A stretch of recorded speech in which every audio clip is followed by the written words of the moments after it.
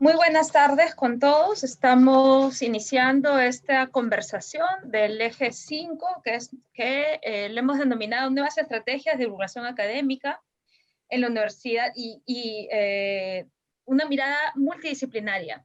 Y este eje ha tenido dos eventos, uno que se dio la semana pasada, muy interesante, donde invitamos a distintos públicos.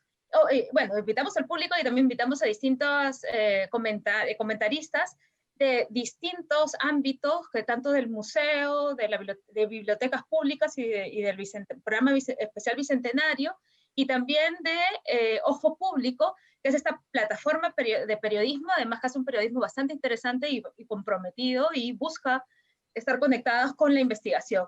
Y desde esa mirada hemos tratado incorporando su perspectiva, hemos tratado de conversar sobre las maneras como nos podemos articular la universidad con los aliados, digamos, que tenemos, se pueden llamar tradicionales, y con las nuevas estrategias de comunicaciones digitales que han aparecido, además, en los últimos semanas, tiempos, y bueno, ¿no? Ya tienen años, pero se han vuelto muchísimo más importantes justamente, por ejemplo, por la coyuntura política que hemos pasado en las últimas semanas.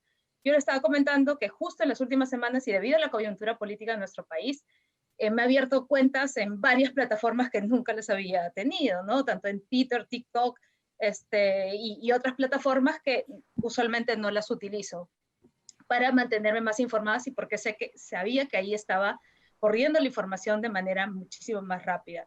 Y creo que que tenemos que pensar estas distintas maneras de comunicarnos de distintos ámbitos, ¿no? Y a nosotros nos toca desde la universidad como investigadores, como académicos, y cómo vamos a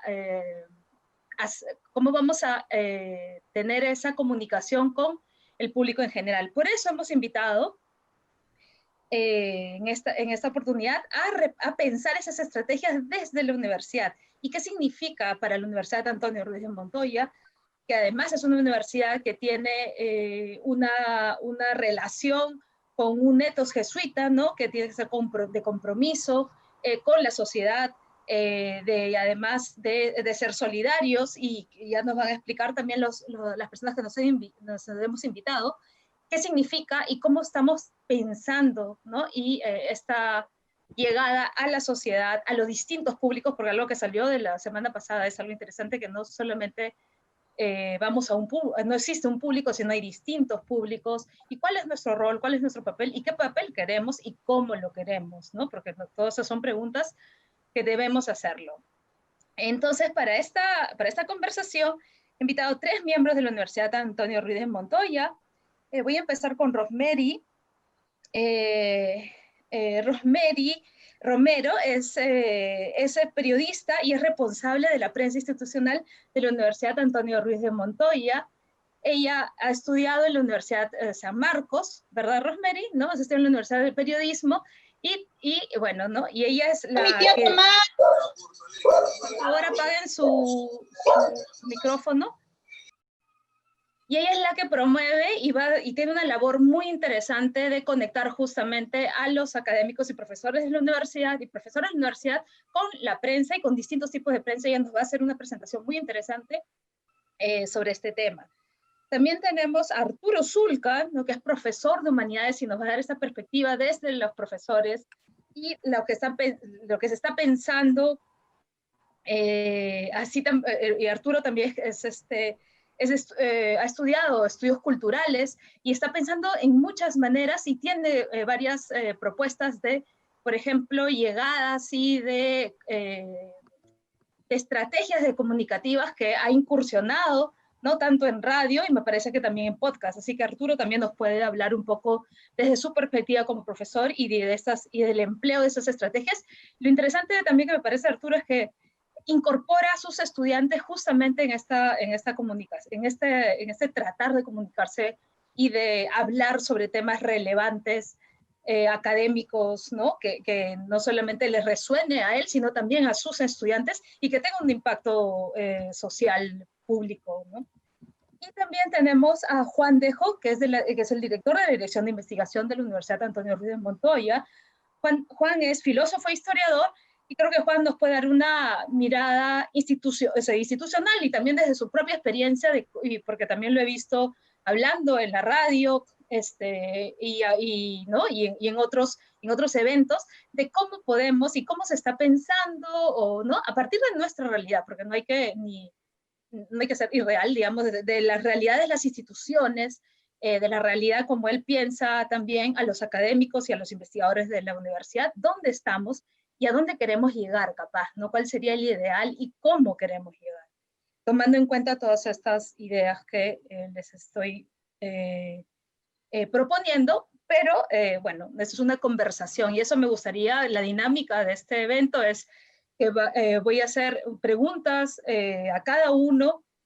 La primera ronda tienen alrededor de 8 a 10 minutos por cada uno y hacemos una segunda ronda, pero también me gustaría que sea algo dinámico, una conversación dinámica. Si alguien tiene, tanto del público como entre los mismos invitados, algo que comentar, yo también voy a comentar, lo hagan por favor, para que sean disparadores y hagamos una conversación interesante y justamente nutritiva para pensar juntos hacia dónde estamos yendo, de qué manera queremos ir y cómo queremos llegar hacia algo que tampoco lo se tiene muy claro, ¿no? O capaz sí, no sé. Bueno, entonces, Rosemary, empezamos contigo.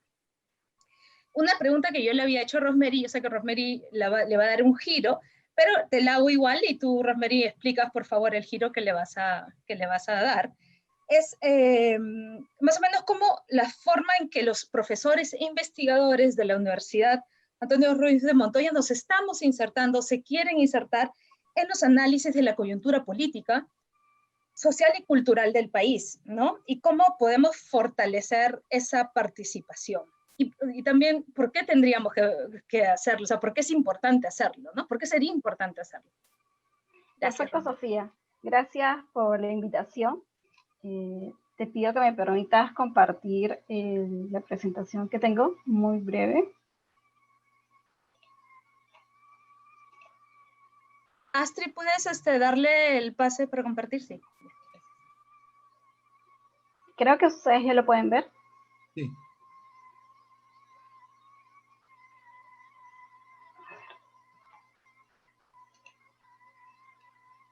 Muy bien. Sí, Sofía, efectivamente, cuando tú me planteaste la pregunta, pensé que lo primero que debía comentar es el por qué nos insertamos en los medios. Como tú dices, pueden haber diferentes motivos vinculados con el interés personal de cada profesor, digamos, de tener una figura pública también, de cumplir un deseo de compartir una investigación, puede partir del interés de, por ejemplo, cumplir una actividad específica dentro de un POA para una universidad. Digamos, las motivaciones pueden ser muchas, pero la más importante es saber por qué queremos estar en medios. Entonces, ahora lo que yo les quiero comentar es cuál es la estrategia de la Universidad Antonio Ruiz de Montoya. Como universidad, nosotros decidimos que es muy importante tener una incidencia en la opinión pública respecto a los diferentes temas que nosotros consideramos pues trascendentales para la sociedad. Entonces es así que nos abocamos, y en realidad la universidad apuesta muchísimo por el hecho de que sus profesores ingresen al debate público a través de los medios de comunicación y de alguna manera contribuyan a seguir educando a la ciudadanía y a los propios medios a consumir información de valor, información pensada, información analizada desde diferentes puntos de vista, salir del enfoque de pronto tradicional, policial, de entretenimiento o política del día a día, para ingresar más al terreno del análisis social, económico, desde diferentes puntos de vista, de acuerdo a la especialidad de nuestros profesores. Entonces nosotros hemos establecido en general 4 etapas para cumplir esta tarea de insertarnos en los medios. Cada etapa tiene consigo un nivel de dificultad y de vinculación con los medios de comunicación. La idea es que este proceso nos lleve a construir un perfil mediático del profesor en los medios de comunicación, en los medios masivos. Entonces, como sabemos que los medios tienen un lenguaje muy diferente al lenguaje académico al cual están acostumbrados los profesores, entonces tenemos que empezar a relacionarnos con este lenguaje. ¿Y cómo lo hacemos? Lo primero que hacemos es hacer que nuestros profesores se familiaricen con este lenguaje a través de artículos de opinión. Los artículos de opinión tienen la gran ventaja que tienes un periodo medianamente considerable para pensar el tema, desarrollarlo, escribirlo y pasar por un proceso de revisión, si quieres, con tus pares, con el editor de prensa, en este caso yo lo veo, y directamente con el editor del medio de comunicación. Es decir, es un proceso que está mucho más vinculado al trabajo académico que al lenguaje de los medios. Entonces, de alguna manera, los profesores empiezan a familiarizarse con identificar temas vinculados a coyuntura, pero se sienten cómodos al momento de exponer el tema. Entonces, ese es como el primer escalón.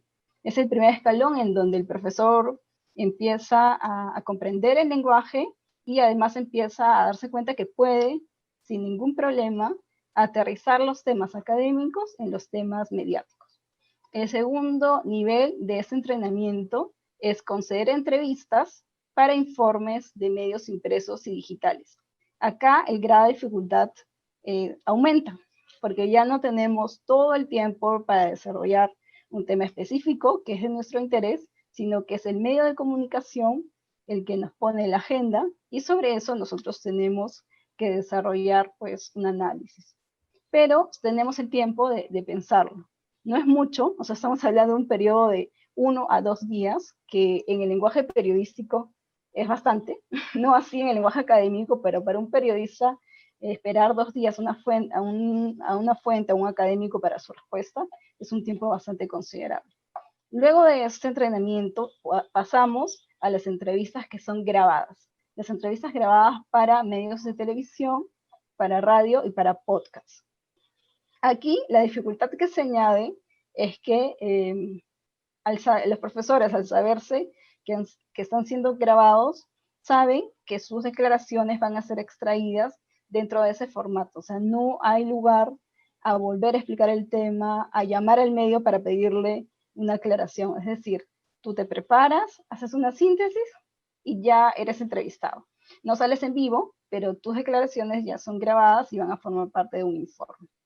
Entonces, en estas 3 primeras etapas, ya el profesor está familiarizado con el lenguaje de los medios, sabe que debe explicar de manera didáctica, con un tono de voz pues, que genere interés, y debe pensar siempre en frases cortas, en iniciar una idea y poder cerrarla pues, en 1 minuto, porque de lo contrario hay muchos problemas en edición y ya el periodista finalmente o descarta la entrevista o ya no te vuelve a convocar, ¿no? Entonces son procesos que vamos trabajando hasta llegar a lo que nosotros los periodistas denominamos la cumbre, ¿no? La cumbre es estar en un programa en vivo con las características que tienen, que en realidad hay mucho de incertidumbre, porque el tema de la entrevista en sí podría cambiar de acuerdo a la coyuntura del día, dependiendo a la entrevista anterior que tengan en el noticiero, te pueden preguntar sobre eso.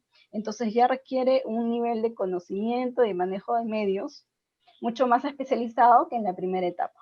Entonces esas son como las 4 fases que seguimos en la Universidad Ruiz de Montoya para poder insertarnos en los medios. Ahora les voy a mostrar algunos ejemplos muy brevemente para que ustedes vean cómo estas fases se cumplen. Tenemos un artículo de opinión publicado en el Diario El Peruano. Nosotros colaboramos todas las semanas con un artículo que se publica los días jueves y los profesores eligen los temas siempre vinculados a la coyuntura. En este caso, la profesora Sandra Pinasco elaboró su artículo en base al duelo, respecto al tema del duelo, en una coyuntura como la pandemia. Después tenemos artículos que son artículos más especializados y que sí encuentran espacio en los medios masivos, como en la revista IDL, que es una revista que tiene más de 280 ediciones, es muy reconocida, y tenemos espacios como la revista Stakeholders, en donde los profesores no hablan de coyuntura, sino de los temas de su especialidad, y también tenemos esos espacios. Y luego tenemos lo que es coyuntura al 100% en informes de prensa, como es el caso de la entrevista que concedió la profesora Ana Claudia Reynoso cuando falleció Quino, y en el caso de la profesora Soledad Escalante, que comentó acerca de cómo los peruanos asumimos el tema de la cuarentena. Y tenemos las entrevistas que son, digamos, de mayor impacto, como les comentaba en la fase 4, que son las entrevistas en televisión. Muy brevemente les voy a mostrar el nivel de análisis que se requiere para llegar a este punto. En la primera entrevista, el profesor Ricardo Falla comentó en el momento en que estaba ocurriendo el incendio en la Catedral de Notre Dame, fuimos a los medios y dimos esta entrevista. Es una iglesia, ¿no? No solamente es un templo, una basílica. Notre Dame en realidad es un símbolo de la cultura francesa. Es un símbolo que data de cerca de 900 años. Y además, como toda construcción gótica, ¿no? Porque es una iglesia de estilo gótico, es una construcción colectiva. Eso es lo interesante. Las iglesias góticas, ¿no?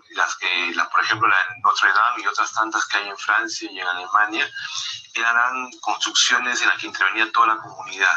Toda la ciudad.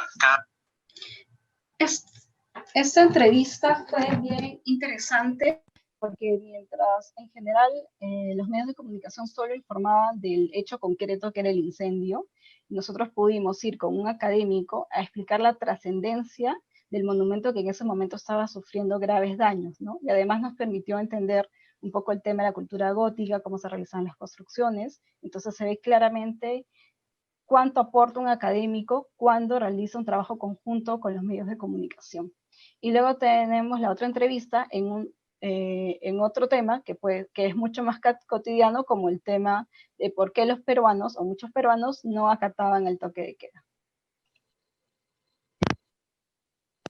El hecho de que la vida cambió, no aceptan que la vida nos ha obligado a crear nuevos hábitos, nuevas costumbres, ¿no? Y ahí, por ejemplo, la cosa es mucho más compleja, ¿no? ¿Por qué hay personas que no están dispuestas a aceptar de que su vida se ha cambiado, que la vida de todos nosotros ha cambiado, ¿no?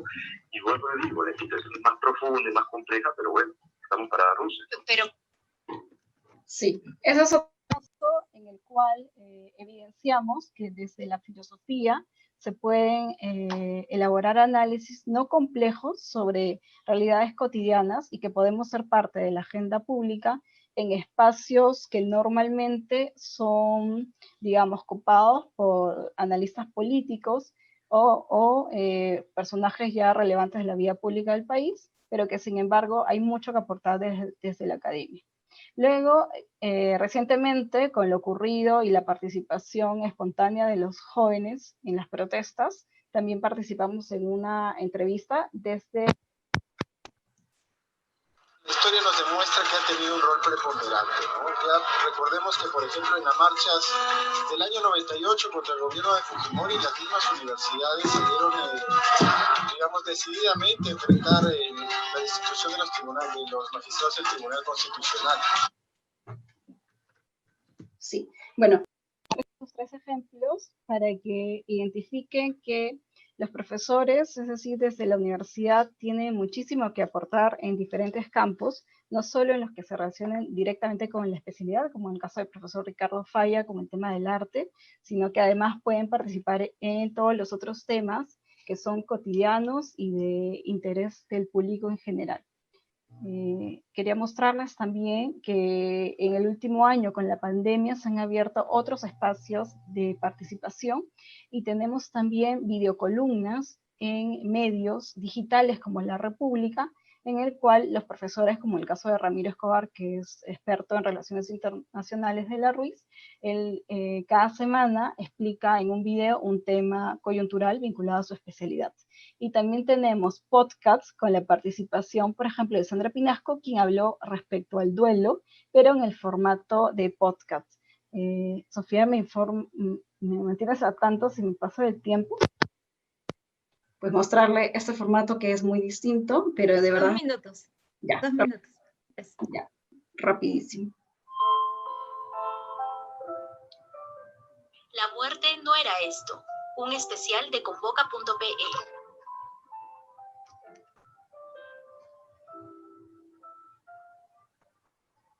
Mi nombre es Sandra Pinazco.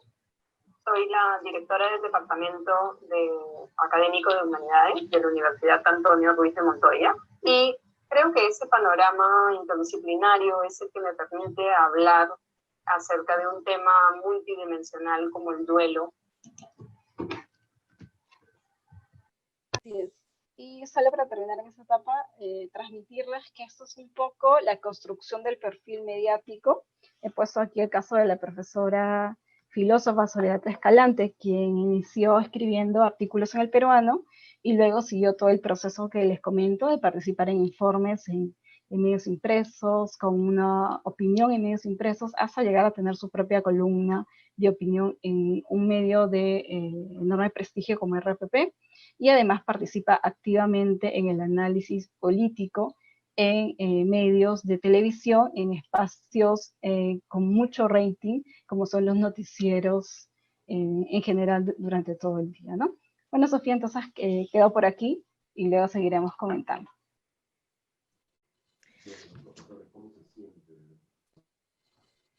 Muchas gracias, Rosemary.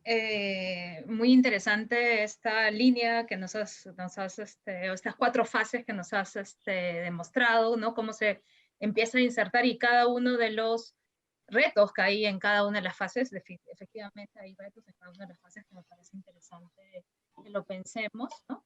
Y también cómo nos insertamos, digamos, los medios tienen una agenda, ¿no? Y entonces ahí, digamos, los profesores nos podemos insertar en la agenda, pero también, capaz la segunda pregunta, más o menos voy a abrir, es cómo también empezamos a hablar desde nuestras investigaciones e insertamos, digamos, nuestra agenda, ¿no? Nuestras investigaciones, nuestras miradas. Entonces ahí hay una tensión que me parece interesante y productiva también, que habría que pensar. Pero muchas gracias, muy interesante, y me parece que va a dar pie también a Arturo y a Juan. Arturo, con la misma pregunta, entonces, sobre, ¿no? Cómo, o sea, tú, de tu experiencia como profesor y también, como les estaba comentando, que incluyes a tus estudiantes en tratar de llegar a distintos públicos, de conversar sobre temas que de tu interés y también de los estudiantes. ¿Cómo crees que, y claro, creo que tú vas un poquito más allá de la coyuntura política, sino estás insertados en tus propias preguntas, ¿no? O lo que te mueve como investigador. Entonces, a ver, cuéntanos un poquito cuál es tu experiencia con los medios y de conversar hacia distintos públicos, fuera del aula, ¿no? Claro, claro. Bueno, bacán. Gracias, Sofía. Gracias por la invitación. A ver, yo creo que hay, digamos, de lo que partiría es de algunas tensiones. Justo tú me señalabas hace un rato la cuestión de las tensiones, ¿no? Es decir, por un lado, hay cierta tensión entre las agendas que colocan los medios de comunicación y que el propio mundo académico coloca, ¿no? Pero yo pensaría, claro, esa tensión, que la idea es que sea una tensión que tenga una resolución productiva, creativa, interesante. Yo pensaría la tensión justamente como una tensión, un poco como lo señalaba Rosemary, de algún modo, entre diversos lenguajes, ¿no? Y claro, y esa tensión entre diversos lenguajes tiene que ver con distintas formas de pensar, ¿no? Claro, digamos, algo que se hace mucho en el ámbito académico, evidentemente, es el trabajo con teorías, con conceptos, con terminologías especializadas, que en algunos casos para comprender cierto término especializado hay que comprender 20 con anterioridad, durante algunas horas o días de estudio más o menos laborioso, ¿no? Y claro, y un reto que suele darse, evidentemente, cuando uno tiene que hacer trabajo de divulgación, sea por radio tradicional o radio por podcast, televisión tradicional o televisión tipo videos por YouTube o Facebook o lo que sea, es precisamente las expectativas que hay de diversos lados, ¿no? Es decir, cómo me parece, por un lado, sin rebajar el nivel intelectual, pero tratar de plantear diferentes estrategias comunicativas, uno puede tener interacciones con nosotros. Porque, claro, algo que sucede, no sé, es algo que no, he cuestionado y cuestiono desde hace algún tiempo, es que en algunas ocasiones, claro, cuando uno tiene que posicionar ciertos contenidos más académicos y tal, en los medios de comunicación está siempre la cuestión de, bueno, hay que bajarle la valla, hay que bajarle el nivel, pero ¿qué implica eso? ¿No? Y lo primero que creo que, o sea, si bien es cierto, hay que acomodar los lenguajes, porque, qué sé yo, en 20, 30 minutos o en 10 minutos no se puede decir lo que se diría en, no sé, en 100 páginas, pero yo creo que de lo que habría que ser prevenido en principio, tiene que ver con algo que el filósofo francés Jacques Rancière trabaja muy bien en un libro suyo que me gusta mucho hace algunos años, titulado El maestro ignorante, que son algunos ensayos sobre la emancipación intelectual. Y él justamente señala la cuestión, que me parece muy interesante pensarlo, del principio de la igualdad de las inteligencias, ¿no? ¿A qué me refiero con esto? Supongamos que uno dice, bueno, ya, pero este contenido no debe ser planteado para este tipo de público porque ellos no van a dar para pensar mucho eso, ¿no? No, a ellos, qué sé yo, no sé, supongamos, ¿no? A cierto público, además que la categoría público es una categoría del lenguaje, del marketing, no es que haya algo así como el público en la realidad, ¿no? O sea, ni el pueblo, ni el público, o sea, son construcciones sociodiscursivas que tienen un peso sustantivo en las comunicaciones, ¿no? Pero uno puede decir, ya, supongamos que este contenido no se lo paso a los chicos además, qué palabra tan rara, que de Radio Onda Cero o no sé, o semejantes, porque no, estos chicos son chicos que son reggaetoneros, entonces no dan para pensar mucho en este tipo de cosas, ¿no? Claro, evidentemente no se dicen ese tipo de cosas porque, claro, nada, la gente del mundo académico es tan polite, entonces, pero subyacen ese tipo de cosas, ¿no? O sea, pareciera que lo que en ocasiones subyace es, bueno, nosotros somos ciertos hombres y mujeres medio iluminados, tenemos una suerte de inteligencia superior, entonces no nos podemos rebajar. Entonces, yo creo que un primer escollo interesante es sin, o sea, obviamente adaptando para compartir ciertas ideas en un corto tiempo, me parece que cierto filo de ideas más elaboradas y como más subversivas, podrían compartirse en diferentes tipos de espacios, repito, si, claro, teniendo en cuenta, obviamente, el tipo de formato, el tipo de duración, etcétera, etcétera, pero me parece que algo es fundamental, algo esencial, es considerar que, qué sé yo, es cierto, vamos, compartir ideas interesantes, importantes y tal, se puede hacer de distintas maneras, pero, em, pero para mí es fundamental partir del principio de la igualdad de las inteligencias. Digo, muchas veces en el ámbito, repito, del marketing, digamos, creo que ni Marx era tan obsesionado por la cuestión de las clases sociales, sin duda alguna, no creo que él tenía otra perspectiva. Entonces tenemos una segmentación socioeconómica, ¿no? Público de una presunta clase socioeconómica, A, otra B, otra C, otra D, otra E, bueno, habría que inventar varios alfabetos al respecto, ¿no? Entonces, me parece que si es que en principio vamos más allá de ese tipo de limitaciones, de no, este público no da para eso, porque este público está habituado a eso, está habituado a lo otro. A mí me da la impresión de que en muchas ocasiones muchos medios de comunicación,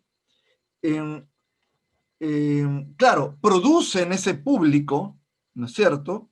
Y a veces coincide con los individuos concretos, ¿no es cierto? A veces coincide con los individuos concretos a los que se dirigen, y a veces no, ¿no? Es como cuando, no sé, ciertas empresas de distribución de filmes, acá o en cualquier parte del mundo, dicen, no, qué sé yo, en el Megaplaza de Lima Norte pasamos ese tipo de películas y no La Revolución en la Tierra. Me acuerdo que el año pasado era un poco la discusión esa, porque no, ese tipo de público no consume eso, ¿no? Y claro, y un poco uno se puede preguntar, ¿entre ese tipo de público no consume eso? ¿O es lo que piensan algunos que ese público no consume, ¿no? Entonces, repito, una tensión importante de pensar allí es ¿de qué hablamos cuando hablamos del público? 2 minutos, ¿No? Arturo, disculpa. 2 minutos. Ya, Gracias. perfecto. Está bien. ¿No? ¿De qué hablamos cuando hablamos del público? ¿No? Entonces, sí me parece importante que el trabajo nuestro como gente vinculada con el ámbito académico y tal, en la inserción de los medios, tome en cuenta, sí, bueno, que no hay tiempo para mandarse un speech demasiado largo, porque hay cuestiones como, digamos, que uno no puede detallar, por cuestiones muy especializadas, que puede, repito, básicamente toma tiempo, pero digamos, algo que me parece siempre complicado también es, claro, la cuestión no es solamente informar, ¿no? O sea, que la divulgación implique una invitación al otro, bueno, en la segunda ronda vamos a ver eso un rato mejor, una invitación al otro conjuntamente a reflexionar sobre esos sentidos comunes compartidos, a una provocación, ¿no? En fin, sobre eso que se cree ya instituido, establecido, etcétera, etcétera, etcétera. Bueno, ahí me quedo en esta ronda y después, nada, retomo cosas, Sofía. Muchas gracias, Arturo. Muy interesante. Varios puntos, creo. Voy a retomar unos cuantos, que es esta de la igualdad de las inteligencias, esa idea que también creo que se aplica a nosotros como profesores. Los estudiantes vienen con sus conocimientos previos y hay que valorarlos, ¿no? O sea, estamos en igualdad, obviamente, de inteligencias y cada uno tiene conocimientos complejos que no los reconozcamos o no querramos reconocer, es otra cosa, pero hay unos conocimientos previos complejos, ¿no? Complejos que capaz no son usualmente reconocidos por el mundo académico, pero que deberían serlo. Y también me parece importante lo que estás mencionando, esta diferencia entre público, ¿no? Y hacernos recordar público versus comunidades. Capaz tendríamos que hablar también de comunidades, porque las comunidades tienen un sistema de comunicación, como estamos viendo, por ejemplo, los jóvenes, ¿no? Entre 20 y 30 años, ¿no? Lo que queremos hablar es lo que están siendo denominados los jóvenes del Bicentenario, la generación del Bicentenario, tienen una manera, tienen un lenguaje y tienen además medios. Entonces, y son comunidades, porque tienen además maneras de hablar, ¿no? Otros lenguajes. Y no son las únicas comunidades, también son las comunidades indígenas, las comunidades, ¿no? Distintas comunidades sociales, distintas comunidades que comunidades vecinales, comunidades de madres, comunidades, ¿no? Distintas, capaz ahí ahí también hay otra cosa que tendríamos que repensar si queremos ver públicos, porque somos una universidad y queremos público, o queremos hablar de comunidades, o sea, ¿cómo vemos eso? Entonces, Juan, entonces te dejo con la misma pregunta como investigador, como académico, y también como director del área de investigación de la Ruiz, ¿no? Y hacia cómo estás viendo y capaz, ¿no? Reflexionando ahorita con lo que estamos hablando. Muchas gracias. Gracias, Sofón. Tengo en realidad unas cuantas laminitas para amenizar lo que voy a decir, pero no son fundamentales, pero si me puedes ayudar para poder compartir, sí. Te voy a agradecer. Astrid, por favor, ¿podrías darle pase? Gracias, Astrid. Gracias también, Astrid. Entonces, a ver, lo primero es como que a partir de lo que han dicho, pero también me viene a la cabeza lo que había estado pensando, como no fundamentos, pero ideas que podemos tener en cuenta para poder pensar el tema de la divulgación, ¿no? de la difusión del conocimiento, de lo que se investiga, etc. Me viene a la mente imágenes, ¿no? que uno tiene de lo que estudia, de lo que analiza. En realidad siempre hay una con aquel que investiga y la realidad, ¿no? Esto de investigación e incidencia es una idea que refuerza el estereotipo de que el investigador es un teórico que puede estar en el mundo de las ideas. Eso puede suceder, de hecho eso ocurre. Pero ni Platón ni Sócrates, que son los que habrían fundamentado la teoría de las ideas, diríamos, para la cultura occidental, estaban contemplando las meras ideas, estaban contemplando la realidad, ¿no?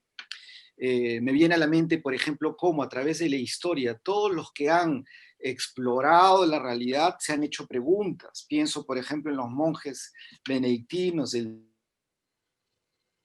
siglo X u XI, que hacer las copias de los textos antiguos, y de pronto entre las escrituras sagradas que están copiando los filósofos no muy bien vistos y casi ocultos, que nos ha retratado bien el Nombre de la Rosa, como fenómeno de ocultamiento de la información, ellos estaban confrontando estos datos, copiándolos, y de pronto aparece algo que me parece fundamental, ¿no? Que es la curiosidad, ¿no?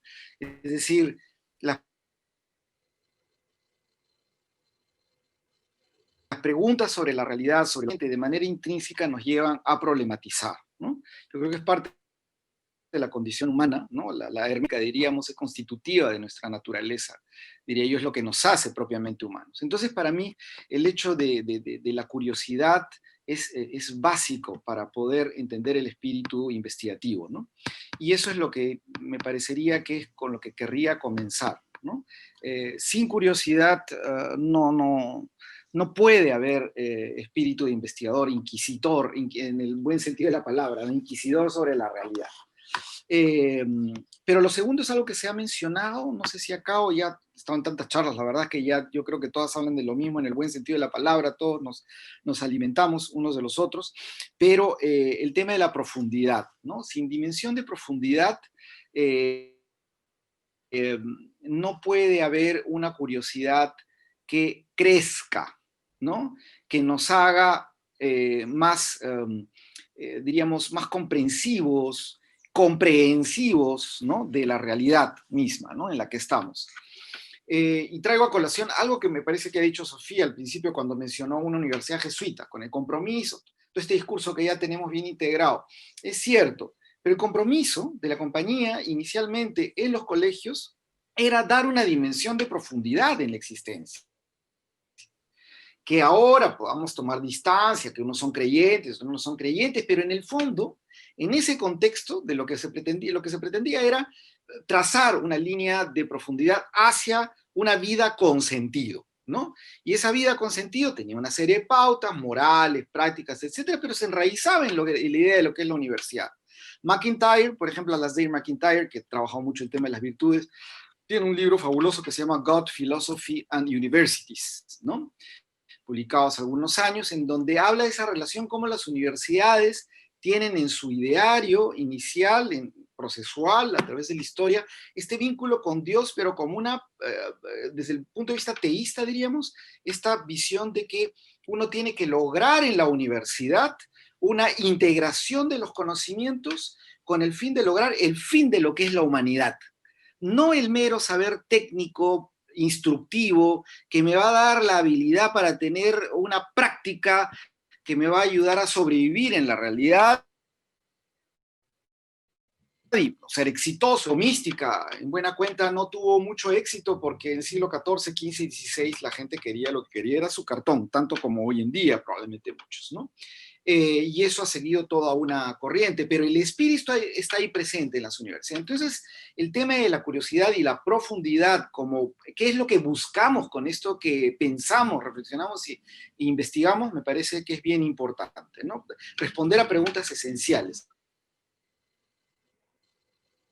Y lo otro es algo que ustedes, el mismo nivel de las inteligencias en el que todos navegamos, y esto es un punto de vista obviamente refrendado por la psicología evolucionista de los últimos años, ya lo sabemos, pero no es una idea romántica, todos somos realmente iguales en ese aspecto, y a la vez, paradoja de las paradojas, somos tan distintos, pero en ese sustrato de inteligencias con diversas aplicaciones y modos, tenemos un sustrato fundamentalmente equitativo, ¿no? Y es por eso que eso es lo que fundamenta la voluntad pedagógica, ¿no? Todos tenemos que, la pedagogía es no solamente conducir, sino también saber escuchar, ¿no? La obediencia originalmente de eso significa, ¿no? Saber escuchar al maestro, saber entender, pero también que el maestro sepa que el discípulo tiene una palabra de veracidad también en él, si es que se le da esa autonomía, ¿no? Entonces yo quiero a partir de estas ideas básicas mencionar 3 rasgos fundamentales de lo que pienso, lo que tendríamos que, para que podamos difundir adecuadamente. Están las herramientas, la tecnología, todo lo que ustedes quieran, pero sin que tengamos estos métodos que, digo en borrador, porque hay que trabajar más esto en general, pero me viene a la mente a partir de lo que he estado escuchando recientemente y lo que he estado trabajando durante este tiempo. El primer elemento es el aspecto comunitario, ¿no? O sea, si nosotros tenemos una curiosidad personal, de nada nos vale encerrarnos con nuestra pregunta y pretender que somos nosotros los que vamos a resolverla. Esa suerte de egocentrismo narcisista en que yo me estoy viendo como el único que puede resolverla y que honestamente uno lo ve tanto en el mundo académico, ¿no? Yo encontré este documento y no te lo voy a pasar. No, ¿cuándo nos ha pasado? Como historiador lo sé, ¿no? Es decir, yo he encontrado un dato y cuando tú preguntas al colega, ¿y dónde está? ¿Me puedes pasar?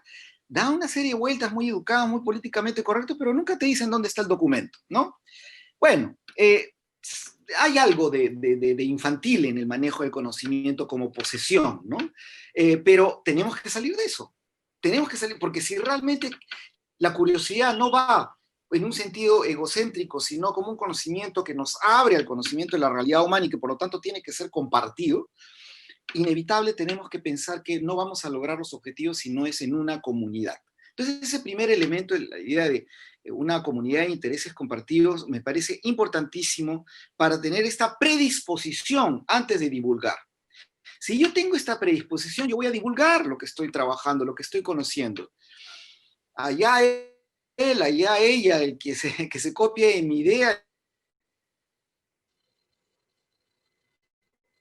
enhorabuena, ¿no? O sea, siéntete el aspecto comunicacional, que lo ha mencionado hace un rato Rosemary, ¿no? Y que tenemos siempre que manejar. No sé si se me escucha bien para poner mi cable, porque ya cuando me comienza a aparecer una ventanita, ¿se me escucha? Sí. ¿No? Perfecto. Muy bien. Voy a poner el cable mejor.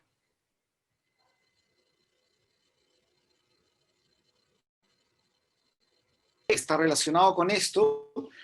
¿Cómo hacemos para que aquello que me habita como pregunta, como curiosidad, que ya comparto con otros, pueda ser diseminado, pueda atraer, ¿no? ¿De qué manera atraemos? Está el marketing, está el manejo de tecnologías, pero también está el hecho de formar a nuestros futuros consumidores. Me parece que alguien también dijo algo similar el otro día en la interesante mesa que hizo Sofía también con Ula y con, no me acuerdo quién más era la otra persona, en fin, que estuvo muy interesante. Entonces, yo creo que participar a la formación de futuros consumidores es lo que hacemos nosotros como profesores e investigadores, ¿no? Divulgar, ¿no? Es hacer que lo que el lo que el pueblo, la masa, el vulgus, ¿no? Que es una muchedumbre, ¿no? Originalmente esa es la idea, se difunda en esa muchedumbre. Difundir es eso, ¿no? Dis es el prefijo y vulgus, difundir a la muchedumbre lo que uno vive. Lo que uno vive. Yo me parece que hay una experiencia sensorial muy importante en esto, ¿no? No es solamente lo que yo, es mi idea para mí, es compartir el conocimiento. Si uno llega a encontrar ese placer, va a ser un natural divulgador, ¿no? Entonces, eso no sé si lo podríamos ver también, Romeri, ¿no? Es decir, no solamente es la persona que se va entrenando, que es muy importante, que un comunicador nos diga cómo estamos comunicándonos, sino que viva lo que está transmitiendo, lo que está investigando, ¿no? Y eso va a atraer a otras personas. Y lo último, se dan cuenta, lo fundamental para mí es la idea de formar comunidad.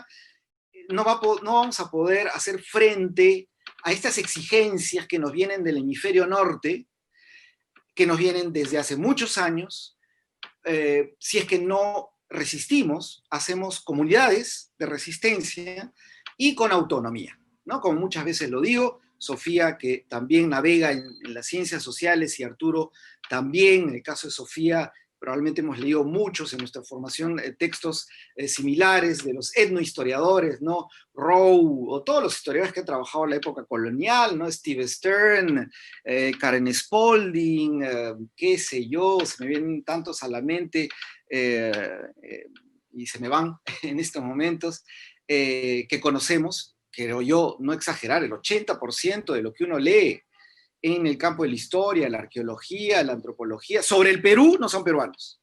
Y no es una cuestión de chauvinismo, sino que no hay, pues, no hay plata, pero no hay dinero porque no nos hemos juntado, no hemos hecho cuerpos de resistencia, ¿no? Y de elevar una voz con autonomía ante este sistema que nos va fagocitando, porque vamos entrando en él y decimos, no, tengo que publicar, sí, y tenemos que hacerlo, ojo, tenemos que publicar, tenemos que sacar nuestro artículo, eso no digo que no, pero la agenda y la agencia tendría que también estar en nuestras manos. Pero, vuelvo a repetir, todo esto se podrá hacer en la medida en que seamos cuerpos orgánicos que compartimos no solamente intereses comunes, sino deseos, proyecciones, sentidos, sentires. Eso es lo que podría decir como para arrancar. Gracias. Muchas gracias, Juan. También muy interesante. Me parece que también nos invita a pensar varias cosas, por lo menos a mí, creo que también a todos. Sí, definitivamente esa idea de hay que construir profundidad de conocimiento que además esté mezclado con una percepción de la realidad es esencial. Porque también creo, no sé, por lo menos yo conozco, y justamente relacionado a tu último punto, ¿no? Se puede hablar sobre distintas realidades muy alejados y sin compromiso ni sentido de qué significa esas realidades, ¿no? Y como yo siento, algunas veces se acercan los investigadores de otros lugares, algunas veces, no siempre, de otros lugares a nuestros recursos, a nuestras identidades, a nuestras materialidades ancestrales, a nuestros ancestros, etcétera, etcétera. No hay un compromiso, no hay una continuidad, no hay un interés real de un impacto, sino más bien un interés individual. Creo que eso, capaz, nosotros podríamos cambiarlo y creo que nos corresponde, pero claro, hay que construirse también ese interés y también encontrar en sí mismo ese compromiso y esa responsabilidad, y etcétera, que también podría ser complejo para algunos. No sé, cada uno tiene su complejidad, como dices.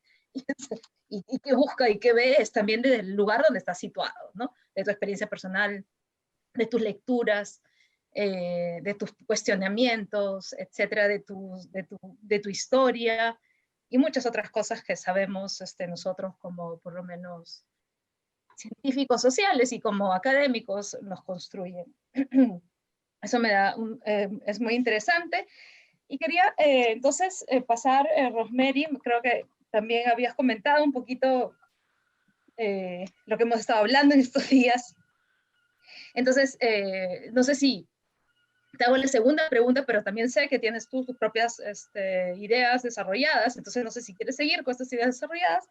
y combinarlas con esta segunda pregunta, que es la forma en que que posicionamos nuestra producción académica en los medios de comunicación tradicionales y en los nuevos medios, ¿no? O sea, tomando en cuenta todo lo que hemos hablado, y si te ha resonado, quieres comentar algo de lo que ha mencionado Arturo, Juan, eso te motiva a hacerlo. Gracias. Perfecto.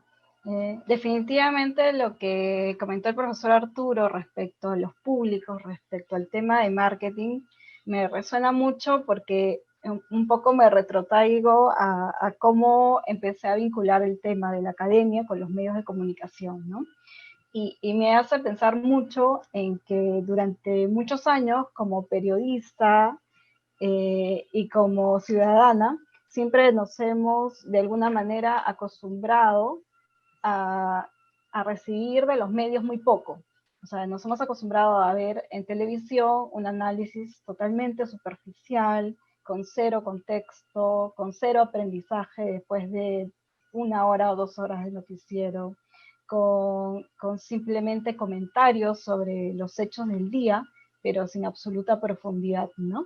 Y es en ese sentido que a partir de lo que comenta también el padre Juan, de este interés de querer cambiar las cosas, de alguna manera hacer resistencia desde la academia, es que nace este vínculo entre la universidad y los medios de comunicación, porque comprendemos que si no tomamos parte activa en este cambio respecto al contenido de los medios, vamos a seguir teniendo una sociedad totalmente acrítica, desvinculada con lo que pasa en temas importantes en la sociedad, porque está solo en entretenimiento, porque nos han dicho durante muchos años, como dice Arturo, que eso es lo que la gente quiere. O sea, siempre nos han dicho que la gente quiere diversión, o sea, ya bastantes problemas en el mundo como para ponerlos a pensar de manera más profunda sobre lo que pasa en la sociedad, ¿no? Entonces es a partir de una actitud de resistencia, compromiso, de apasionamiento por cambiar esto, es que los profesores de la RUI se insertan en los medios. O sea, no nos insertamos desde la mirada del marketing, lo hacemos desde la mirada del compromiso social y pedagógico de una institución como la RUIS, que todos conocemos de su pedagogía y ese compromiso social. Entonces, eso es lo que marca la principal diferencia del por qué estamos en los medios. Si bien los medios tienen una agenda mediática, los medios no nos van a decir cómo debemos enfocar los temas o cómo debemos responder. Entonces, he ahí, en esa pequeña rendija, en la cual nosotros aprovechamos para poner en agenda temas sociales, temas de reivindicación de derechos, temas de niñez, temas de educación, que durante muchos años no formaron parte de los medios masivos. Temas como el que hablamos el otro día, Sofía, en un noticiero sobre temas de equidad de género. O sea, temas que durante muchos años no se abordaron porque quienes han sido llamados para opinar al respecto siempre tenían un discurso, digamos, que tenía un mismo estilo, ¿no? Mirado de un lugar, digamos, distinto de la sociedad en la que no tienes estas diferentes necesidades, ¿no? Entonces quería comentar un poco esto, que si bien todavía existe el tema de la segmentación de los medios de comunicación dirigidos a diferentes públicos, al menos desde la Universidad Rojas Montoya, hemos logrado generar una estrategia que no mire los públicos, o sea, que no considere a los oyentes o a los televidentes como públicos, como un segmento atractivo para jalarlos a la universidad. O sea, no es esa nuestra percepción. Para nosotros no son públicos, son ciudadanos, y son ciudadanos a los cuales nosotros podemos educar. O sea, podemos aprovechar esos 7 minutos en una entrevista de televisión para decirles, para comentarles que hay autores que hablan sobre diferentes temas. Hay puntos de vista distintos a los que se escuchan de manera cotidiana en los medios masivos. Les podemos motivar a conocer sobre muchos temas que de pronto en la vida cotidiana de esas familias, porque son familias las que nos miran o nos escuchan, no forma parte de su día a día. Entonces, en realidad, debemos reconocer que los medios masivos siguen teniendo un impacto muy fuerte en las familias peruanas, en qué es lo que se habla mientras se está viendo la televisión, y eso también es importante respecto al lenguaje. O sea, debemos entender que no es lo mismo sentarte a leer una revista especializada o un libro que consumir medios masivos, porque mientras tú consumes medios masivos, normalmente no estás sentada en un lugar cómodo, prestando total atención y tomando notas. Estás normalmente limpiando tu casa o haciendo cualquier otra actividad, aprovechando el tiempo de ponerte al día respecto a las noticias. Pero la idea es que ese tiempo, aunque sea corto, sea bien aprovechado y que finalmente cuando apagues la televisión o dejes de hacer esa actividad, te quedes con esa idea como algo nuevo, ¿no? Algo que comentar con tu hijo, o papá o abuelo. Entonces de esa manera vamos logrando un pequeño cambio, pero que finalmente es un gran cambio porque es una sociedad que ya no se queda con los hechos o con la visión de un pequeño grupo de la sociedad que solamente en general van a querer mantener el status quo, ¿no? Es un poco lo que comentábamos.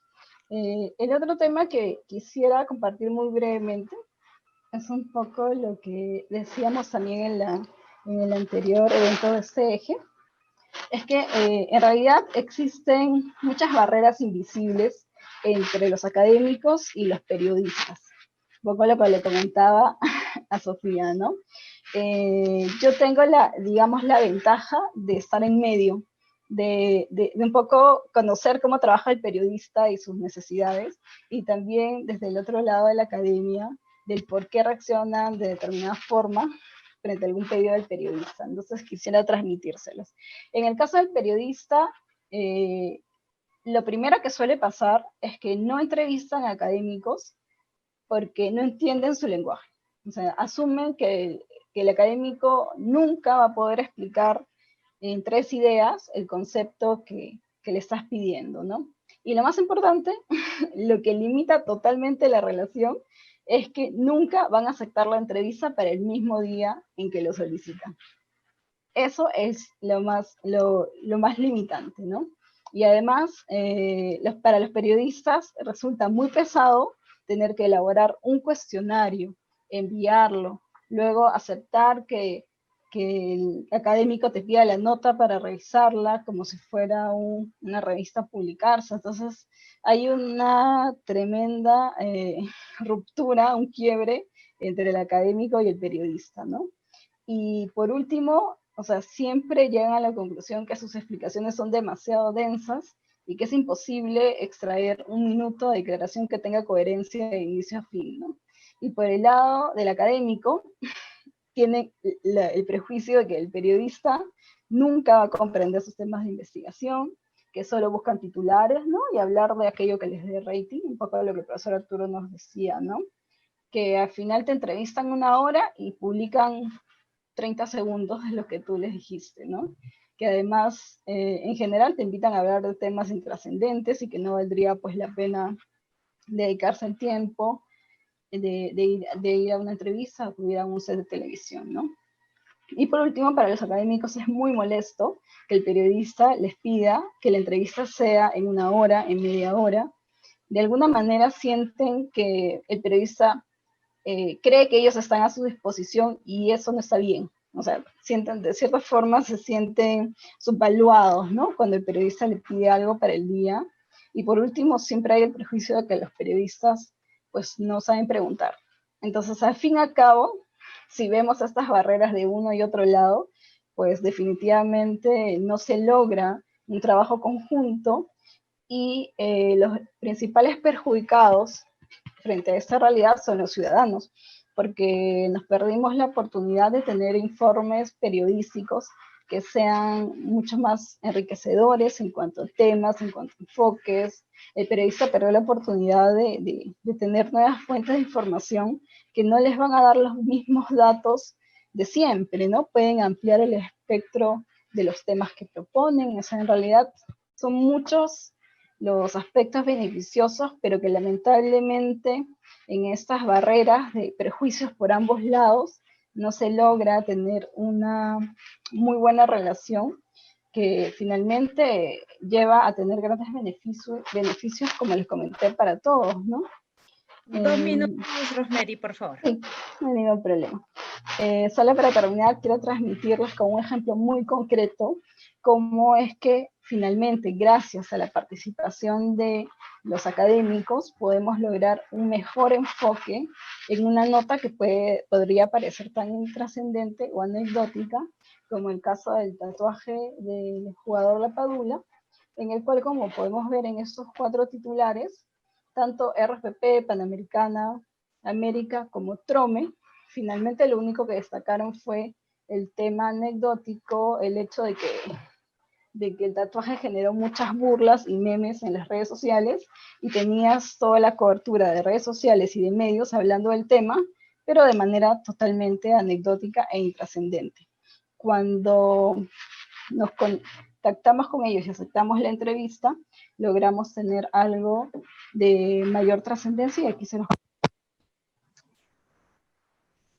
Sobre los rasgos del hombre tatuado en el brazo de La Padula, la antropóloga no tiene cuestionamientos, pues bien podría ser un peruano. Los rasgos fenotípicos en realidad podría ser de cualquier nativo indígena de las Américas, ¿no? Con música, los paramonguinos agradecen a La Padula tenerlos en cuenta y hacer famosa su cultura. Tratar de buscar tus raíces originarias indígenas me parece interesante y apreciable porque lo está haciendo, y no decir, y no negarlo. Nos han enseñado a negar nuestras raíces y sentirnos avergonzados de ellas. Los Pieles Rojas de Paramonga existen como agrupación cultural y han creado su propia identidad fusionando tal vez la ficción foránea con la danza y la música andina. Esta reflexión final que da la reportera no es una reflexión que a ella se le ocurrió, es una reflexión que finalmente llegó a esa conclusión a partir de la conversación que tuvo con Sofía Chacaltana, ¿no? Si la periodista no hubiera tenido esta vinculación con la academia, hubiera terminado el informe de pronto con algún comentario tal vez gracioso respecto a la intención de La Padula de vincularse con la selección peruana, y ahí quedaba el tema, ¿no? Gracias a la intervención oportuna de la academia logramos un enfoque mucho más amplio que aborda el tema de las expresiones culturales, dándole la rigurosidad y la importancia que se merece. Con esto termina, Sofía. Gracias, Rosemary. Me hace recordar también, Rosemary, me has hecho recordar cuando estamos, que se distrae los medios, algunos medios obviamente, y creo que los menos responsables, distraen con banalidades, ¿no? Eso es lo que estaban diciendo y lo que capaz es lo que se refería también Arturo, como en las marchas, con la destrucción de los cajeros, ¿no? Que los cajeros... O las rejas caídas. Claro. Exactamente. O sea, hay esa manipulación que también creo que es algo que podemos, o sea, tenemos un compromiso ahí que me parece aún más interesante, y también sacar de estas dinámicas de discusión capaz un poco banales o un poco vacías, ¿no? A los medios. Muchas gracias, Rosemary.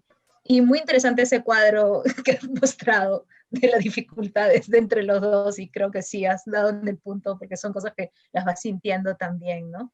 Me parece muy interesante ese cuadro. Gracias. Bueno, Arturo, entonces continuamos contigo, y también la misma pregunta, y tráela a tu campo, a tu terreno, ¿no? Como si hay distintas maneras, ¿qué medios has empleado tú? ¿Cómo los has empleado, capaz?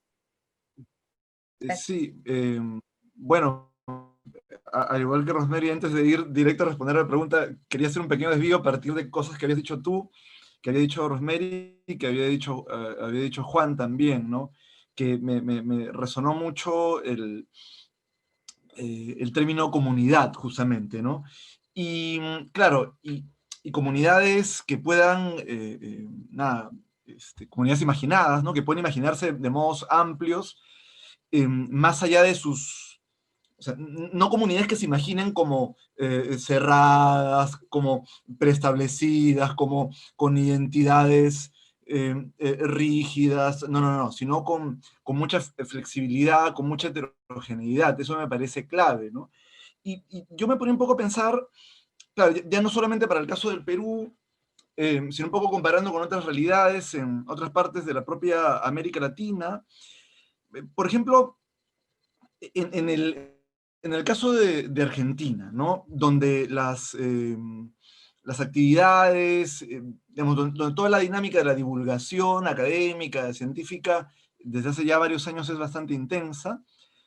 Claro, existe una asociación de radios, Asociación Nacional de Radios Universitarias. Yo me acuerdo cuando tuve conocimiento de eso, dije, ¿qué? O sea, es más, acá, para que en el Perú una universidad tenga una radio, pues es un logro formidable, ¿no? Y que tenga algún tipo de recurrencia en el tiempo, ¿no? Y que pueda haber una asociación nacional de radios, que sería una cuestión súper importante, ¿no? Justamente, bueno, yo hace algún tiempo en la radio virtual de la Escuela de Periodismo de Ruiz Montoya, tuve un par de programas radiales. Uno, bueno, uno pequeñín, que fue como más pininos, uno sobre cine, que se llamaba Cinema Radio Ruiz, y luego otro, sí, mucho más elaborado, interesante, llamado Libertad bajo palabra. Y, y claro, y bueno, y ahora un poco estoy armando otra propuesta, pero claro, en la propuesta ahora que estoy armando, justamente con otro equipo y tal, la idea era un poco hacer trabajo coordinado para la difusión con gente de otras universidades a nivel nacional, ¿no?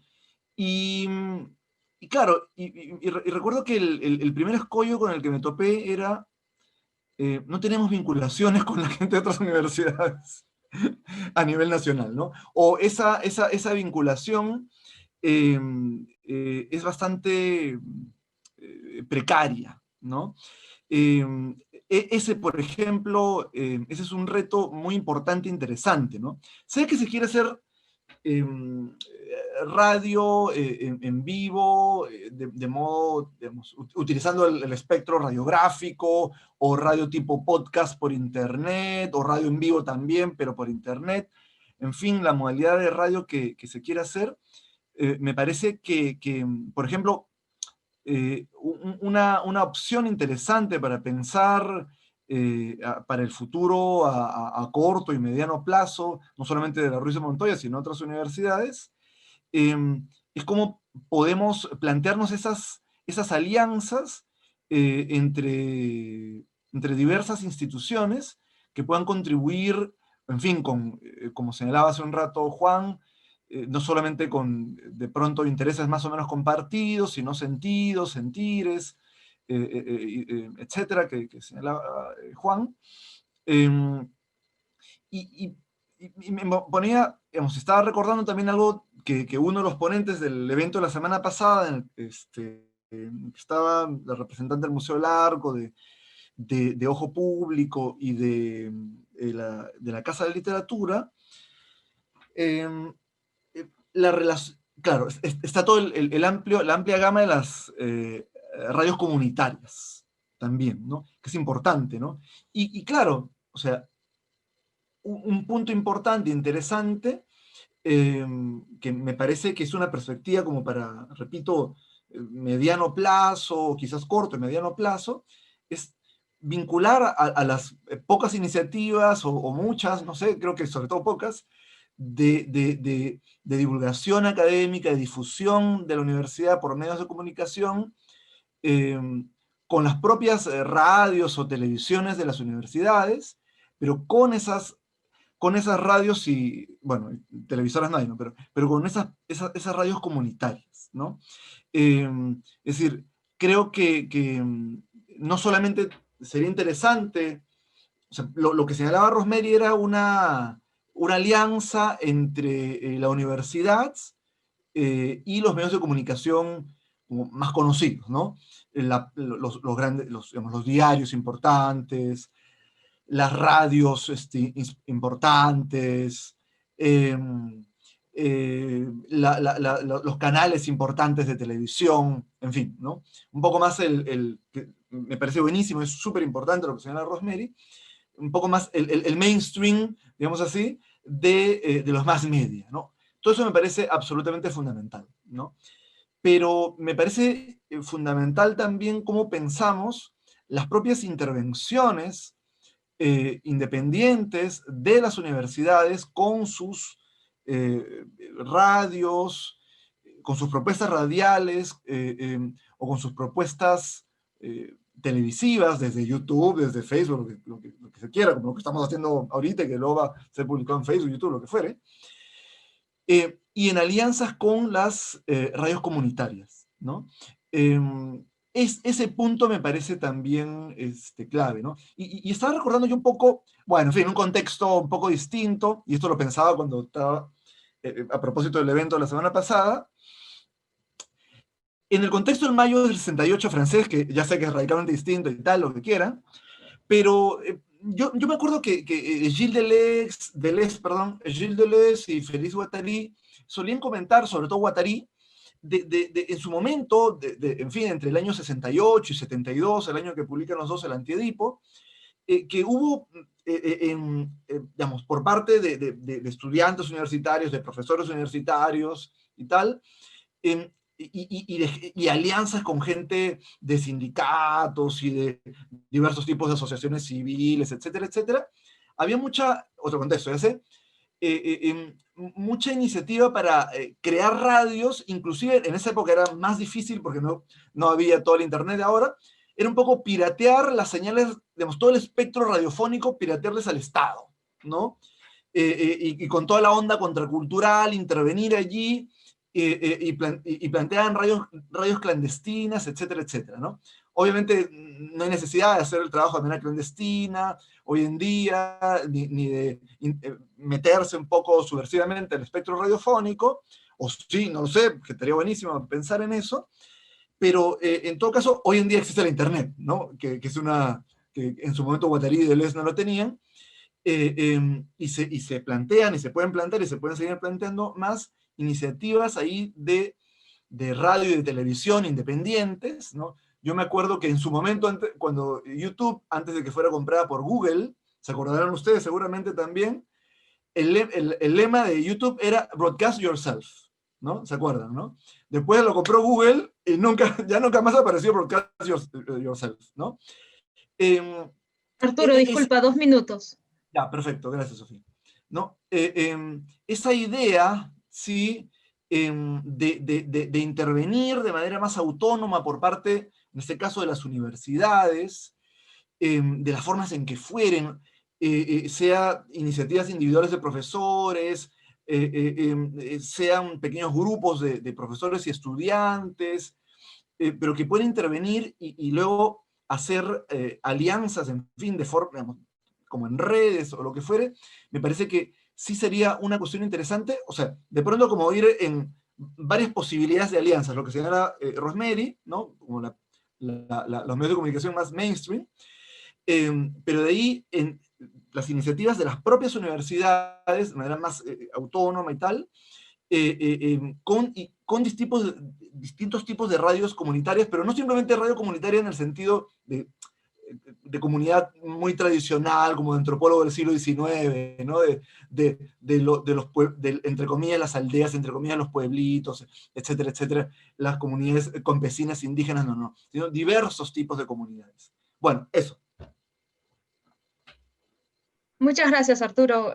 Súper importante el tema de las radios, porque también salió en el conversatorio anterior, ¿no? Cómo las radios, porque además la radio es muchísimo más democrática a nivel nacional, y creo que también lo que estás hablando es la gestión. Creo que la gestión la gestión se hace sobre realidades, ¿no? No se hace sobre ideales, o sea, no romantiza las realidades, y la realidad es que existen limitaciones, ¿no? En toda institución. Nosotros tenemos nuestras limitaciones, pero también nuestras propias limitaciones, pero también existen posibilidades. Y, por ejemplo, estoy pensando, porque la otra vez vi, me pareció muy lindo, estas estas posibilidades de llegar a distintas radios nacionales, obviamente, o de comunidades, porque tenemos estudiantes que son quechohablantes, que son ¿no? de comunidades de la Amazonía, que pueden llegar fácilmente. O sea, hay posibilidades que capaz se necesita gestionar, ¿no? Buscar maneras de gestión para llegar, insertar, piratear, no sé si eso se puede hacer, pero digamos, o sea, hay una gestión ahí, hay un trabajo de gestión que sería interesante, y, ¿no? Sobre la realidad, sobre nuestra realidad, que tiene potencialidades interesantes también, y también pues, las comunidades o los proyectos jesuitas que están en todo el país también, que creo que también es en realidad, y hay un trabajo de gestión que podría ser súper interesante también. Para decir, no estoy hablando de estas comunidades, pero tienes razón, hay distintos tipos de comunidades fluidas, ¿no? Como estas.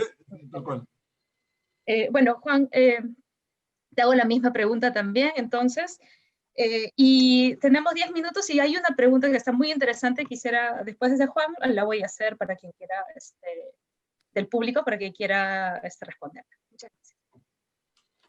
Sí, también ya vi la pregunta, bueno, y me parece la respuesta es obvia, ¿no? Yo creo que estamos nosotros más o menos en la línea de lo que Chomsky puede haber sintetizado, ¿no? De estas formas de manipular, en el fondo manipulación de la conciencia. Y a ese respecto, retomo un poco lo que dije, pero también inspirándome de lo que ha dicho Rosemary y Arturo. Yo creo que de parte de una institución como la nuestra, uno de los primeros pasos se me ocurre es que tendríamos que estar claros cuál es el impacto que pueden seguir teniendo los medios que yo llamaría ahora tradicionales, ¿no? Los soportes tradicionales, ¿no? Radio, televisión y prensa escrita, ¿no? Esos tres elementos están mutando, ¿no? Y la mutación responde, creo yo, a una desesperación de los grandes medios, ¿no? Para poder seguir captando el público a como dé lugar, ¿no? A como dé lugar. Y eso significa caer en estas trampas que denuncia Chomsky, por ejemplo, ¿no? De qué manera nosotros caemos en esa manipulación simplista, diríamos, de hacernos como acallar la conciencia crítica, analítica, hacernos inmediatamente vivir en el plano meramente emocional, ¿no? Sin la capacidad reflexiva, analítica que se requiere, ¿no?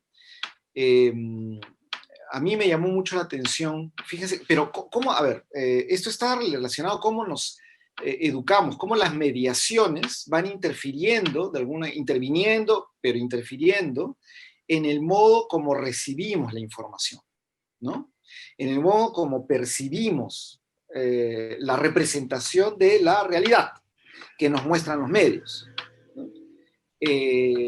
Yo recuerdo cuando estuve haciendo mis estudios en Francia, la primera reacción venía de una mente totalmente ocupada en una televisión como la peruana, que es un reflejo de la televisión de tipo americana, que los programas franceses al principio me resultaban tediosos, aburridos, ¿no? Los formatos eran entrevistas, reflexiones sobre libros, y literalmente los escenarios son libros. Entonces, para un intelectual puede ser un paraíso, ¿no? Al fin alguien que nos entienda, al fin alguien que hable en nuestro idioma, pero tampoco, pues, ¿no? O sea, digo, yo creo que tenemos que acomodarnos al llamado de la época, a esta especie de lo mejor que puede haber en la cultura del entretenimiento, ¿no? Pero la pregunta es, ¿puede haber entretenimiento sin dispersión de la conciencia? ¿Puede haber una cultura del entretenimiento intelectual que sea atractivo y que no nos lleve a un adormecimiento? Yo creo que sí. Y la diferencia está, y valoro de la misma manera, a una película sueca, como Ingmar Bergman, diríamos, y a una película americana de Quentin Tarantino, ¿no? Ambas van a mostrarnos realidades muy sugerentes humanas y nos van a hacer pensar, pero de distintas maneras. Entonces, yo creo que yo lo que haría sería, si tuviera los medios ahorita para hacerlo, es un diagnóstico en todas las obras nuestras jesuitas, porque tenemos además 2 radios, como saben ustedes, ¿no? En La Selva y en Piura. Y siguen teniendo mucho impacto, ¿no? Pero me gustaría hacer un diagnóstico entre la gente joven, segmentados, ¿no? Los públicos, ¿no? Con muestras muy claras en donde uno puede decir, el público de tal edad, tal edad, escucha la radio, porque me atrevería a pensar, y aquí viene el segundo punto, luego de hacer un diagnóstico sobre cuáles son los soportes que pueden llegar a ser eficientes en la transmisión de un tipo de comunicación, el segundo punto es de qué manera las redes están siendo bien empleadas por nosotros, los que se supone que estamos elaborando especulaciones, ¿no? Yo no sé si ustedes han visto TikTok, o yo también como Sofía me abrí mi cuenta de TikTok en la pandemia, que puede ser un vicio, pero puede también ser una ventana a la exploración de lo que pasa en el mundo de la comunicación, ¿no? Y como habrán visto ahora, ya no solamente son adolescentes y niños que están haciendo sus chistes, ¿no? O sus representaciones, o imitaciones, lo que fuere. Ahora hay incluso comunicaciones políticas, ¿no? Marcos Cifuentes sintetiza su encerrona en 1 minuto y lo pasa, ¿no? El chico YouTube, tiktokero, que no me acuerdo su nombre, que hacía sonceras, de pronto se volvió uno de los difusores de las marchas. Entonces, no juzguemos a las redes si es que no las conocemos. Eso sería el segundo punto. Para mí, inevitable, si los académicos no entramos en el lenguaje tecnológico de la comunicación, algo se nos va a pasar.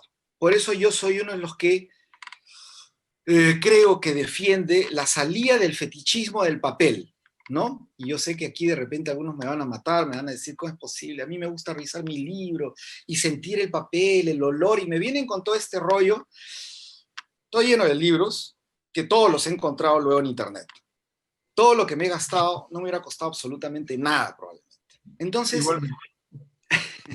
Entonces es un elemento que hay que pensar, ¿no? Es decir, si nosotros vamos a seguir obstinadamente atados a formatos que no son los que se vienen en el mundo del futuro, entonces no vamos a poder olfatear adecuadamente por dónde va ese futuro que se nos está escapando, porque ya los medios están comunicando de otra manera y los jóvenes están entendiendo de otra manera. Lo que podríamos decir en 10, 15 minutos, lo podemos decir en 1 minuto. Algo en mí se resiste a eso, a decir, no es posible, pero probablemente sí lo es, ¿no? Pero hay que explorar, hay que ver, hay que trabajar juntos en comunidad. Por eso vuelvo a repetir el término comunitario. Las universidades se iniciaron siendo comunidades de sujetos que intercambiaban puntos de vista. El gran problema de Pedro Abelardo, por ejemplo, que se acordarán, este gran filósofo que hizo el tránsito a la teología, que fue un gran escándalo, famoso por su romance con Eloísa.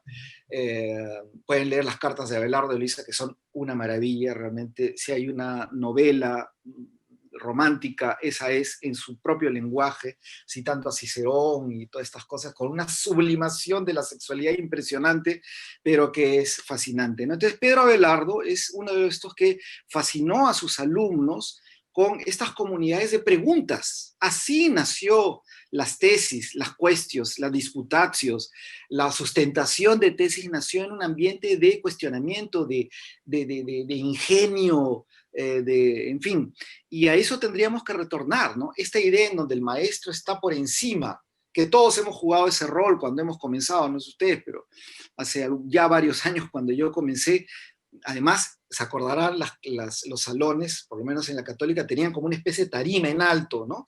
Y el escritor estaba en alto, entonces tú estabas en esta especie de anfiteatro en donde todos te miraban, o sea, era un nido para fortalecer los narcisismos, ¿no? que son tan frecuentes en este mundo, ¿no? Académico intelectual. Salir de eso, por eso yo insisto en este tema de comunidades de reflexión críticas, en donde salgamos de estos roles, en donde nos veamos como receptores y auditores constantes. Yo creo que es fundamental, y eso es un ejercicio casi espiritual, ¿no? Eso es salir de las seguridades que nosotros nos producimos. Entonces, lo primero es elaborar un diagnóstico adecuado, no caminar sobre presupuestos, es decir, yo no sé hasta qué punto la televisión pueda seguir teniendo impacto, de repente sí, de repente no, la radio no sé cómo la tendrá hasta ahora, pero sí estoy seguro que las cosas están pasando por redes sociales, y es por allí que tendríamos que todos aprender a comunicarnos. No es lo mismo tener un perfil en Instagram que tener un perfil en Facebook y tener un perfil en TikTok. TikTok, ¿qué somos? ¿Voyeristas o participantes? ¿No? Y en todas las otras redes también tendríamos que ver qué es lo que somos, cómo nos situamos, cuál es el rol que estamos comunicando. Y lo último es establecer pedagogías de aprendizaje en donde estén estos elementos. La verdad, el cuarto punto, o la nota al pie de página, es tenemos que tener tiempo para pensar estas cosas, ¿no? Porque nos llega el semestre y tenemos todas estas ideas, qué bacán, voy a poner en mis sílabos, y al final no, estás repitiendo el sílabus del ciclo pasado, porque no te da tiempo como para explorar adecuadamente estas, ¿no? Y las tecnologías que nos recomiendan no funcionan. Honestamente, la wiki no funciona, por ejemplo, ¿no? Y lo digo aquí en público. Por lo menos con mis alumnos no ha funcionado, y probablemente hay otras formas más amables, más rápidas, etcétera, de poder ejercitar a nuestros estudiantes en este consumidor inteligente. De eso se trata. Consumidor inteligente que discierna qué es lo esencial de lo accesorio, qué es lo veraz de lo que no lo es, y que aprenda a falsar informaciones, a confrontar, ¿no? Porque si no, el investigador y el estudiante del futuro, si es que sigue habiendo universidades, como ustedes saben, después de lo que ha hecho Google, veremos si por lo menos hay que enseñarles a ser autónomos y críticos ante lo que viene a ellos. Y por lo tanto hay toda una digamos, propedéutica que reiniciar, ¿no? Hay que resetearnos para poder entrar en una nueva forma de divulgar lo que estamos investigando. Muchas gracias, Juan, y creo que lo que has dicho también creo que es súper interesante en esta idea, sobre todo, y siempre pienso que los investigadores, porque también conocí a muchos académicos que están en el Olimpo, ¿no? Que hay que bajar del Olimpo, y el acto de aprender me parece un acto que además requiere de humildad, o sea, aprender de manera que el conocimiento pase, ¿no? Que te interpele, es un acto de humildad, me parece. Y, o sea, eso yo lo siento, lo veo. Entonces, es esa idea de bajar del Olimpo, ponerse en la misma, en el mismo nivel, sentirse como parte de la realidad, es algo súper importante. Creo que hace que te hagas pensar todas las cosas que has comentado, también el tema de la comunidad.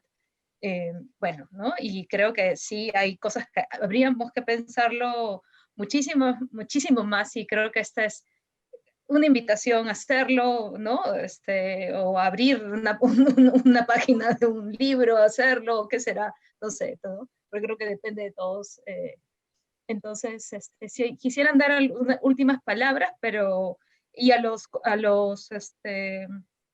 participantes han puesto ahí un formulario para llenar, por favor, llénenlo, y mientras nosotros vamos dando las últimas palabras, y quien quiera empezar podría empezar.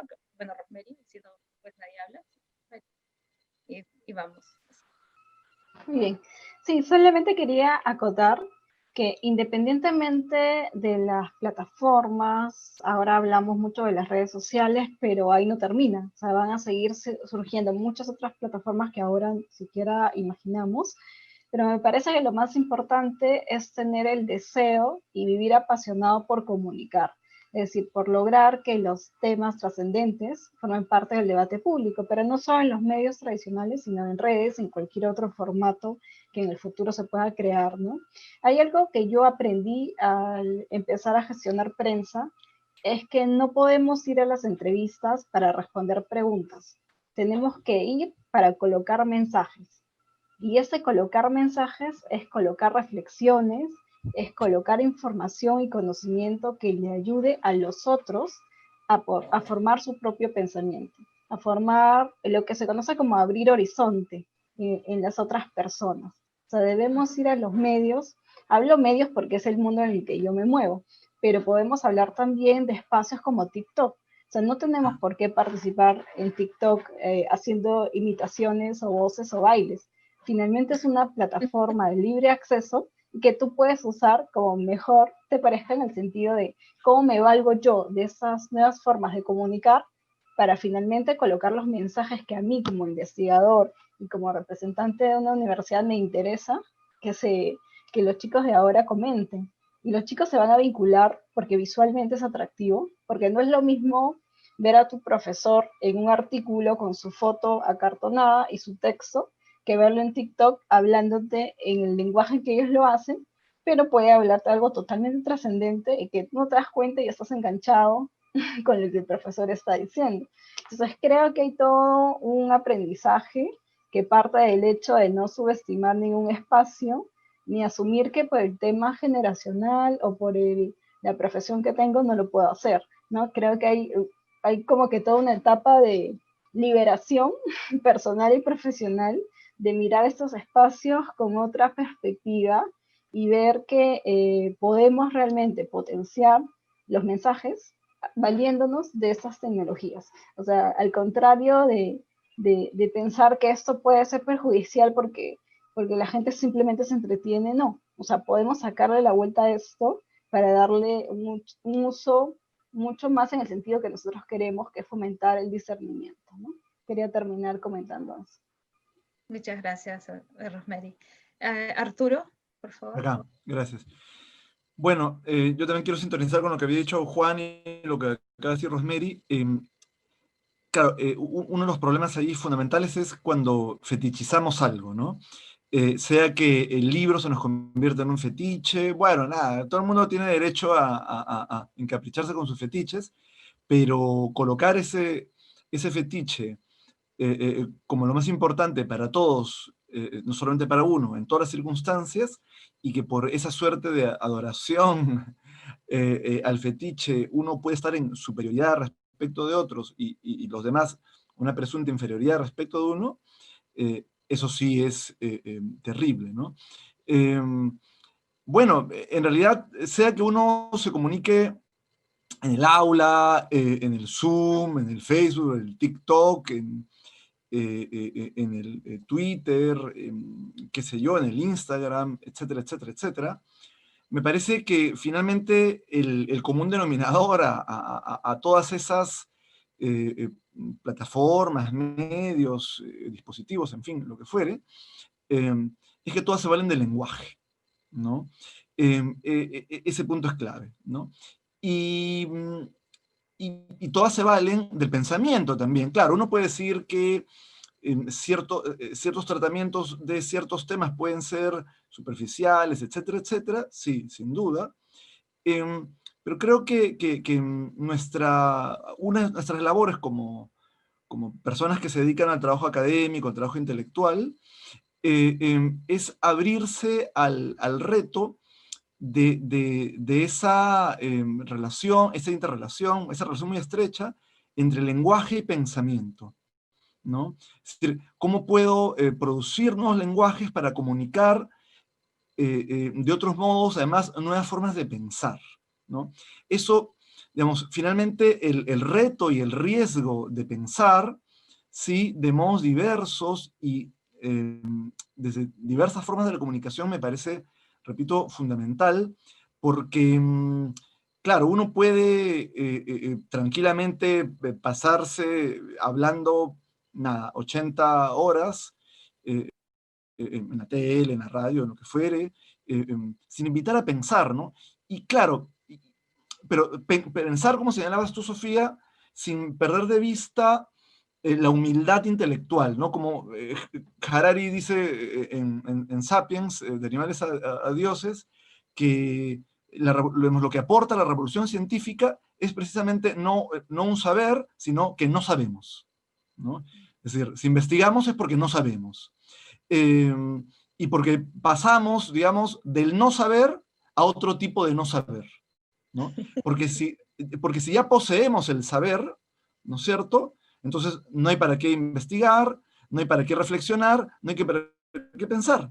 Somos dueños del saber, y lo único que habría que hacer es, como presuntos dueños del saber, ejercer todo el poder sobre los demás para controlar y dominar bien a otros. Pero como nuestra labor no es la de saber, sino la de pasar de un tipo de ignorancia a otro tipo de ignorancia, me parece que ese amor por el saber, ese deseo de saber, esa curiosidad, en fin, como un poco me parece que estaba rescatando hace buen rato ya, con ese espíritu inicial de la filosofía allí, Juan, me parece fundamental, ¿no? Fundamental, perdón. Y compartir esa pasión por el conocimiento, esa pasión por el pensamiento, en cualquier medio, en cualquier lenguaje, me parece fundamental, porque si no abdicamos del pensar y, bueno, nada, todo puede ser hacia lo peor.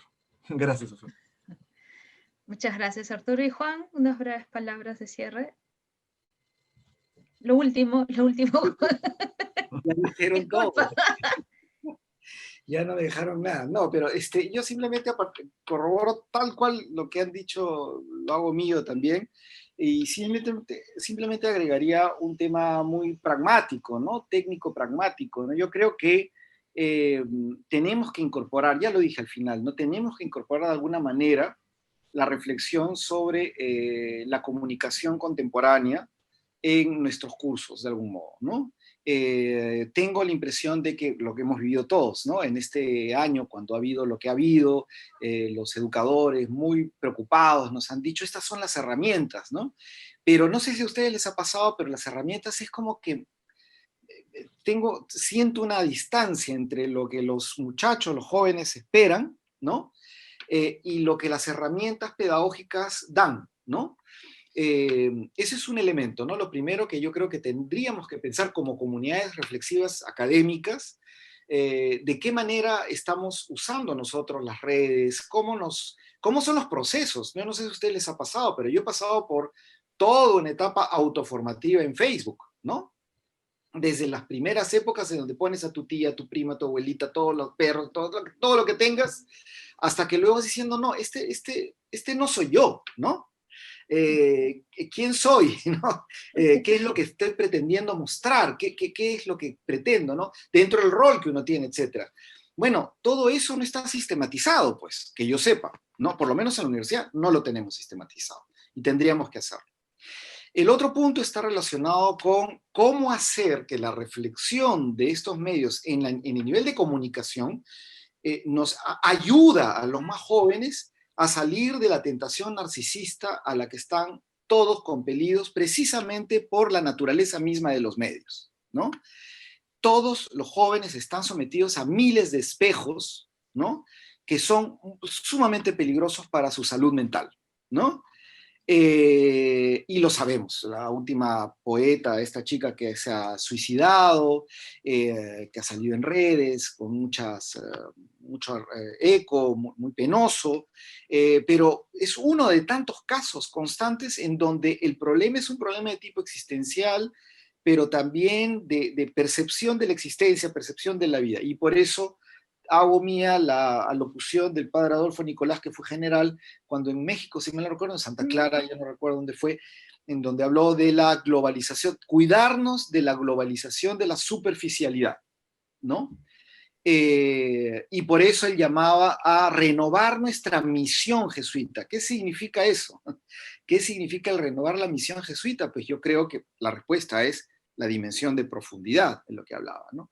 Pero no puede haber profundidad si es que no hay discernimiento, lo acaba de decir Rosemary, ¿no? El discernimiento es constantemente despertar a un olfato, ¿no? ¿Dónde estoy confundiéndome? ¿Dónde estoy dejándome hechizar por estos espejos exteriores? ¿Y dónde estoy realmente encajando en aquello que va a ser lo más beneficioso para mí como ser humano de aquí a una determinado tiempo de recorrido en mi vida, ¿no? Y yo creo que en la universidad estamos llamados a hacer eso, ¿no? Entonces, nada, simplemente corroboro, refuerzo lo que he dicho antes y bueno, muchas gracias, Sofía, de nuevo por esta interesante conversación. Muchas gracias a todos ustedes. Y ahora pido, por favor, a los invitados y los que nos acompañan que prendan la cámara para tomar una foto, por favor.